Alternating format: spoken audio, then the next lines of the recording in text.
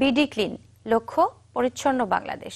রাজধানী সহ দেশের নানা প্রান্তে সক্রিয় এই স্বেচ্ছাসেবী সংগঠন। তবে জাতির জনকের জন্মস্থান গোপালগঞ্জে তাদের কার্যক্রম পেয়েছে ভিন্ন মাত্রা। প্রতি শুক্রবার জেলার বিভিন্ন প্রান্তে পরিচ্ছন্নতা অভিযান চালায় তারা।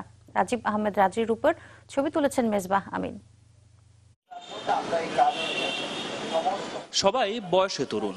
গোপালগঞ্জের বিভিন্ন শিক্ষা প্রতিষ্ঠান, শহীদ মিনার, মুক্তিযুদ্ধের স্মৃতিস্তম্ভ, শহরের অলিগলি, হাটবাজার, অফিস, এমনকি বিনোদন পার্ক, সবখানেই সক্রিয় তারা।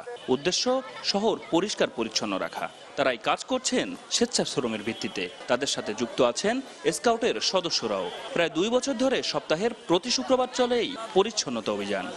পরিষ্কার পরিচ্ছন্ন সবার শরীর সুস্থ ভালো থাকবে, সবার মন পরিষ্কার থাকবে। আমাদের কাজটা তো ভালোবাসার কাজ। এখানে যারা নিজেদের ভালোবাসা বোধটা থাকে তারা এই কাজে আসতেছে। আগামী 2021 সালের ভিতরে বাংলাদেশকে একটি পরিচ্ছন্ন ও জীবাণুমুক্ত বাংলাদেশ হিসেবে সারা বিশ্বের বুকে উপহার দেওয়ার জন্য। বিডি ক্লিনের এই ব্যতিক্রমী উদ্যোগে খুশি গোপালগঞ্জের সাধারণ মানুষও। একটা মানুষ হিসেবে তাকে আলোকিত মানুষ হওয়ার জন্য তার প্রথম কাজটাই হচ্ছে পরিষ্কার পরিচ্ছন্ন থাকা। ইতিমধ্যে তারা গোপালগঞ্জের সর্বস্তরে প্রশংসিত হচ্ছে।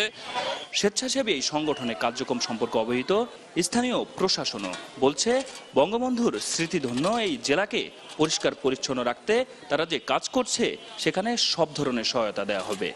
এই স্কাউট এবং বিডি ক্লিনিকের যে ভাইয়েরা এগিয়ে আসছে এবং এরা 2 বছর ধরে এরা শহরের বিভিন্ন জায়গায় কাজ করছে।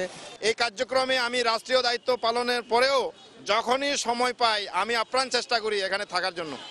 পরিচ্ছন্নতা শুরু হোক নিজের ঘর ও আঙিনা থেকে। এই স্লোগান বুকে ধারণ করে পরিচ্ছন্ন দেশ গড়তে সমাজের সবাই এগিয়ে আসবেন, এমন প্রত্যাশা বিডি ক্লিনের। রাজীব আহমেদ রাজু, চ্যানেল 24, গোপালগঞ্জ।